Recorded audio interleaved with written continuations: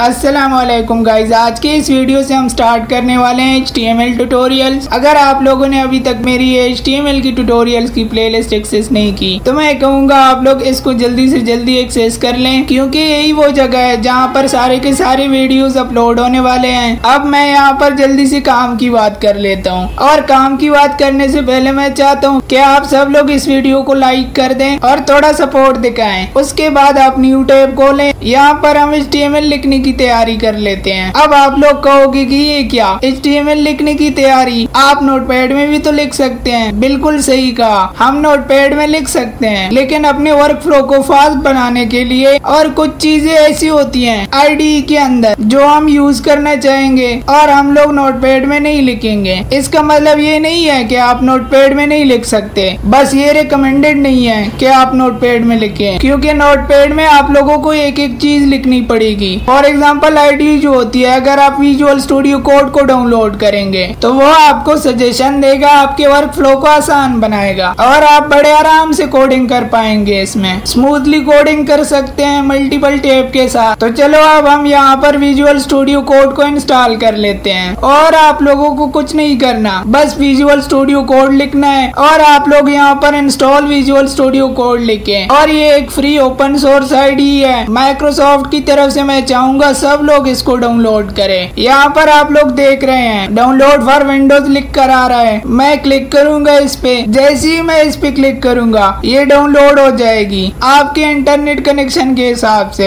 तो यहाँ पर मेरा विजुअल स्टूडियो कोड डाउनलोड हो गया। इसके बाद आप शो एंड फोल्डर पर क्लिक करें और उसके बाद ये जो डाउनलोड हुआ है इस इंस्टॉलर को रन करें। और इस इंस्टॉलर को जैसे ही मैं रन करता हूँ ये मुझे कुछ लाइसेंस एग्रीमेंट दिखा रहा है, इसको हम लोग जल्दी से पढ़ लेंगे और आई एक्सेप्ट द एग्रीमेंट पर क्लिक करके नेक्स्ट करेंगे। उसके बाद यहाँ पर एक इम्पोर्टेंट बात, आप लोग add open with code to Windows Explorer file context menu पर चेक कर दें और इस पर भी चेक कर दें, और यहाँ पर ऐड टू पाथ पर भी आप लोग चेक कर दें। जो मैंने चेक किया हुआ है इन सबको चेक कर दें, और ये बहुत ज्यादा इम्पोर्टेंट है। और अगर आप लोग डेस्कटॉप पर भी आइकॉन बनाना चाहते हैं तो इसको भी क्लिक कर सकते हैं। इसके बाद नेक्स्ट आता है, नेक्स्ट पर क्लिक करें और इंस्टॉल पर क्लिक करें। जैसे ही आप लोग इंस्टॉल पर क्लिक करेंगे आपका विजुअल स्टूडियो कोड इंस्टॉल होना स्टार्ट हो जाएगा आपके कंप्यूटर में, और थोड़ा सा टाइम ये जरूर ले सकता है, लेकिन जैसे ही ये हो जाएगा ये हमको बता देगा, हम फिनिश कर देंगे उसके बाद, और उसके बाद हम विजुअल स्टूडियो कोड को इस्तेमाल कर पाएंगे। ये जितनी देर में होता है हम एक फोल्डर में आएंगे अपने कंप्यूटर के, ये हो भी गया है इंस्टॉल, तो मैं इसको यहाँ पर फिनिश कर दूंगा। मैं यहाँ पर एक नया फोल्डर बनाऊंगा और मैं इस फोल्डर का नाम रखूंगा complete web development boot camp, क्योंकि यहाँ पर हम पूरा वेब डेवलपमेंट स्टार्ट से लेकर एंड तक सीखेंगे।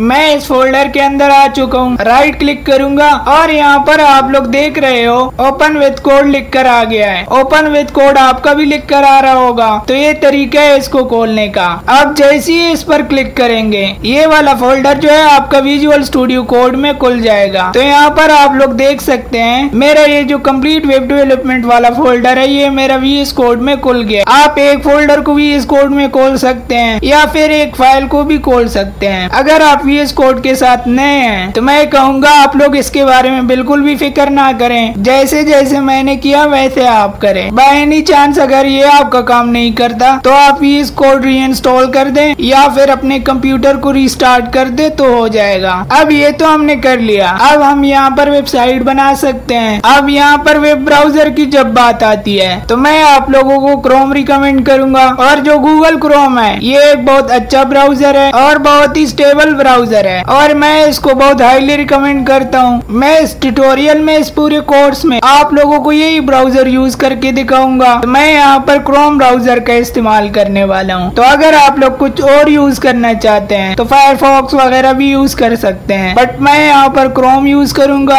उसी के साथ साथ हम लोग यहाँ पर इंस्टॉल करेंगे एक एक्सटेंशन जिसका नाम है लाइव सर्वर। तो आप लोग यहाँ पर जैसे ही लिखेंगे लाइव सर्वर आपके सामने लाइव सर्वर एक्सटेंशन आ जाएगी। तो आप लोग इंस्टॉल पर क्लिक करना, मैंने ऑलरेडी इंस्टॉल किया हुआ है, लेकिन आप लोग इंस्टॉल कर लेना तो आपकी ये जो लाइव सर्वर है ये आपकी इंस्टॉल हो जाएगी। और जैसे ही आप लोग इस पर क्लिक करेंगे आपको गो लाइव का बटन यहाँ पर दिखाई देगा। यहाँ पर जैसे ही हम लोग एक्सक्लेमेशन मार्क लगाते हैं तो हमें एक बॉयलर प्लेट मिल जाती है। अब यहाँ पर इसको देखकर कुछ लोग तो डर भी सकते हैं। तो सबसे पहले इसको समझते हैं। यहाँ पर सबसे पहले लिखा है डॉकटाइप HTML। अब डॉकटाइप HTML क्या है इसको समझ लेते हैं। डॉकटाइप HTML का मतलब है कि ये एक HTML डॉक्यूमेंट है, यानी कि जो ब्राउजर है उसको हम बता रहे हैं पहले से कि ये एक HTML डॉक्यूमेंट है। अब आप लोग यहाँ पर कहेंगे कि क्या सिर्फ HTML डॉक्यूमेंट होता है? तो अगर आप लोग सर्च कर ले types of document browser can understand, तो अलग अलग डॉक्यूमेंट है जो कि ब्राउजर आपको व्यू करके देता है। जैसे XHTML है तो मैं यहाँ पर लिख देता हूँ XHTML। उसी के साथ आपके अलग अलग तरह के डॉक्यूमेंट टाइप्स हो सकते हैं। बस यहाँ पर आप इतना समझ लो कि ब्राउजर बहुत सारे टाइप समझता है, लेकिन जो HTML है वो मोस्टली कॉमन यूज टाइप है। तो हम बता रहे हैं बेसिकली ब्राउजर को कि ये एक HTML फाइल है, ठीक है। The doc type is HTML। इसके बाद हम अपने HTML टैग्स यूज करते हैं। अब टैग्स क्या होते हैं? तो सबसे पहले टैग्स की बात करते हैं। टैग्स को जैसे समझ लो कि अगर हम ओपन करते हैं तो उसको हम क्लोज भी करते हैं। ये HTML यहाँ से ओपन हो रहा है और यहाँ पर क्लोज हो रहा है। ओपन करने का क्या तरीका है? ये एंगुलर ब्रैकेट्स लगा दिए और उसके बाद HTML lang is equal to EN लिख दिया, यानी कि टैग का नाम लिख दिया HTML। उसके बाद मैंने इसको एक एट्रीब्यूट दिया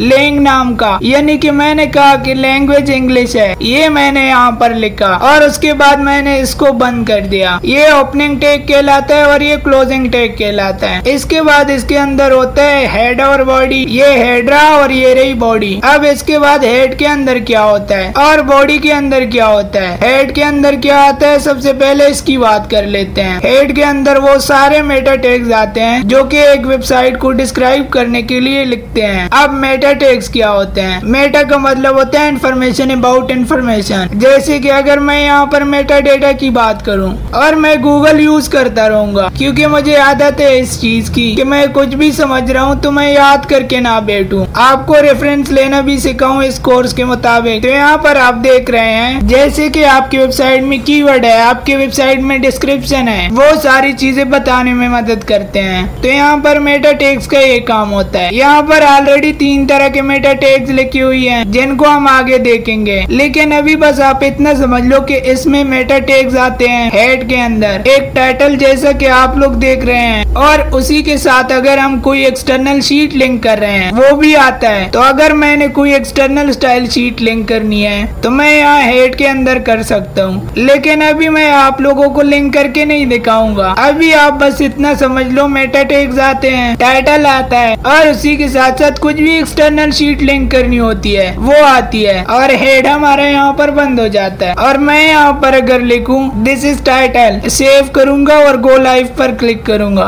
और मेरा लाइव सर्वर स्टार्ट हो जाएगा जैसा कि आप लोग देख रहे हैं। मुझे यहाँ पर इस वेब पेज पर कुछ दिखाई नहीं दे रहा। ऐसा क्यों? ऐसा इसलिए क्योंकि ये जो वेब पेज है इसके अंदर मैंने कुछ लिखा ही नहीं है। बट आप लोग आर्गू करेंगे कि इतनी सारी चीजें तो लिखी है तो फिर ये किस लिए थी? ये कंटेंट नहीं था वेब पेज का। वेब पेज का कंटेंट बॉडी के अंदर आता है। अगर मैं राइट क्लिक करके व्यू पेज सोर्स में जाऊँ तो ये जो सोर्स है मुझे यहाँ पर मिल जाएगा। इसको आप अभी इग्नोर करना। ये कोड लाइव सर्वर एक्सटेंशन ने इंजेक्ट किया है तो इसको आप अभी इग्नोर करें। Code injected by live server को, इतना हमने लिखा है सिर्फ। तो आप लोग देख सकते हैं हमारे बॉडी के अंदर कुछ भी नहीं है। हमारे बॉडी के अंदर कुछ भी नहीं था, इसलिए यहाँ पर कुछ भी दिखाई नहीं जा रहा। अगर मैं यहाँ पर बॉडी के अंदर लिख दूं ये मेरी बॉडी की कंटेंट है, अगर मैं कुछ इस तरह से लिख दूं तो यहाँ पर ये देखो ये मेरी बॉडी का कंटेंट है, यहाँ पर लिख कर आ चुका है। और जो भी चीज मैं यहाँ पर लिखूंगा वो मेरी यहाँ पर शो होगी। बट आप लोग कहोगे कि इस तरह की वेबसाइट को देखो कितनी अच्छी दिख रही है, और एक हमारी वेबसाइट देखो कितनी घटिया हमने बनाई है। क्या हम भी इस तरह के स्टाइल अचीव कर पाएंगे आने वाले टाइम में? डेफिनेटली कर पाएंगे, और इससे अच्छे स्टाइल मैं आप लोगों को अचीव करके दिखाऊंगा। अभी के लिए जितने टाइम में हम HTML को सीख रहे हैं उतने टाइम में आप लोग इतना याद रखना कि जो मैं आप लोगों को बता रहा हूँ वो थोड़ा अगली दिखने वाला है, क्योंकि हमने यहाँ पर बिल्कुल CSS यूज नहीं की, कोई स्टाइल हमने इस्तेमाल नहीं की। तो आप लोग इस बात को याद रखती हुई कोडिंग करें कि अभी हम जो भी करेंगे वो उतना ज्यादा अच्छा नहीं दिखने वाला, लेकिन हम लोग CSS की मदद से खूबसूरती ऐड करेंगे।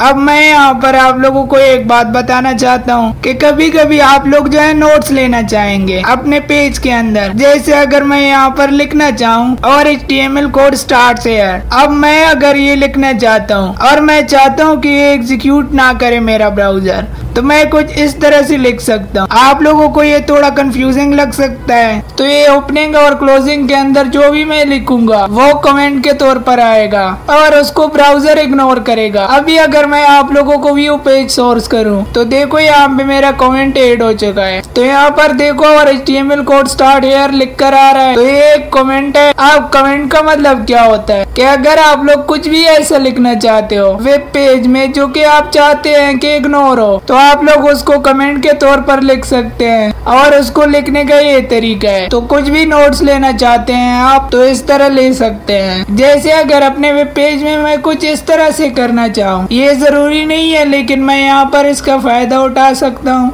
और हेड टैग स्टार्ट हियर, मैं इसको कॉपी करके यहाँ बॉडी टैग के ऊपर भी लगा देता हूँ और बॉडी टैग स्टार्ट हियर। तो यहाँ पर आप लोग नोट्स ले सकते हैं अपने वेब पेज के अंदर जब आप कोडिंग कर रहे हो। अपने वेबसाइट में कभी कभी आप लोगों को नोट्स लेना बहुत जरूरी पड़ेगा, क्योंकि आने वाले टाइम में आप लोग इस वेबसाइट को चेंज करेंगे और टाइम के साथ साथ आपका कोड बहुत ज्यादा ग्रो हो जाएगा। क्या आप इस बात को लेके कोई प्रॉब्लम हो कि क्या चीज आपने कहाँ लिखी थी, कब लिखी थी या क्यों लिखी थी, तो ये सारी चीजें आप लोग यहाँ पर मार्क कर सकते हैं। आप लोग अपने लिए इससे रेफरेंस ले सकते हैं, या फिर अगर किसी वेबसाइट पर 10 लोग एक साथ काम कर रहे हैं तो आप लोग लिख सकते हैं कि अगर मैंने कोई चीज की तो वो क्यों की, और उसका रीजन लिख सकते हैं कमेंट में। कमेंट एग्जीक्यूट नहीं होगा बिल्कुल भी, और कमेंट आप इस तरह लिख सकते हैं। एक शॉर्टकट बताता हूँ अब आप लोगों को। अगर मैं यहाँ पर दिस इज डॉग टाइप लिखूं और उसके बाद कंट्रोल और फॉरवर्ड स्लैश दबा लूं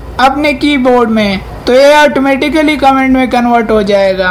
और अगर मैं फिर से कंट्रोल और फॉरवर्ड स्लैश दबाऊं तो ये अनकमेंट हो जाएगा।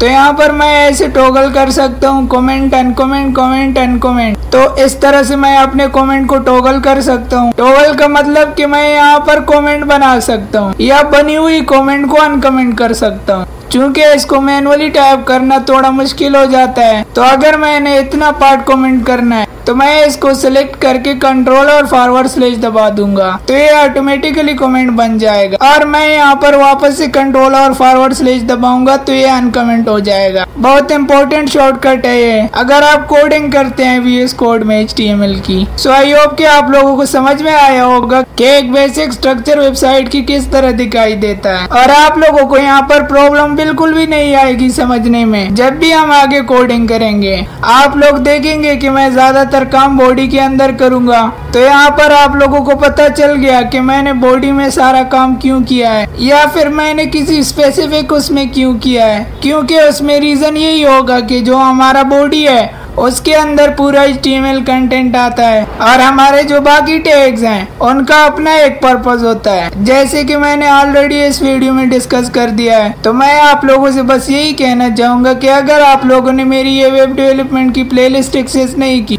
तो मैं कहूंगा इसको जल्दी से जल्दी एक्सेस कर लेना। यही वो जगह है जहाँ पर सारे के सारे वीडियोस अपलोड होंगे और यही वो स्टार्टिंग पॉइंट है जहाँ से आप स्टार्ट कर पाएंगे इस कोर्स को। इसको बुकमार्क और सेव भी कर लेना अपने लिए, ताकि आपके पास ये कोर्स आ जाए और आप स्टेप बाय स्टेप सब कुछ सीखें। इस वीडियो को लाइक करना बिल्कुल भी मत भूलना। अभी के लिए इस वीडियो में इतना ही गाइस।